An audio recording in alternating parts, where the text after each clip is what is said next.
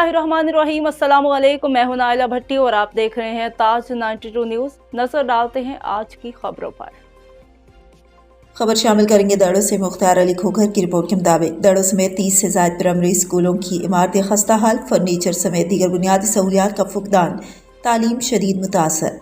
दड़ों और उसके गिरदुनवा की 5 यूनियन काउंसिल्स में महकमे तालीम की अदम तवज्जो के बायस 30 से ज्यादा primary schools, middle schools, high schools और हायर सेकेंडरी स्कूल्स की इमारतें खस्ता हाल हो चुकी हैं और मरम्मत का काम अधूरा रह गया है। टाउन कमेटी दड़ों में कायम स्कूल्स की इमारतें, जिनमें यूसी खानपुर, यूसी बच्चल कको, यूसी लायकपुर, यूसी कंडोर, यूसी बन्नू, यूसी हुसैनपुर, यूसी मुरादपुर शामिल हैं। स्कूल्स की बिल्डिंग गुज़िश्ता कई सालों से मुरम्मत नहीं हो सकी हैं।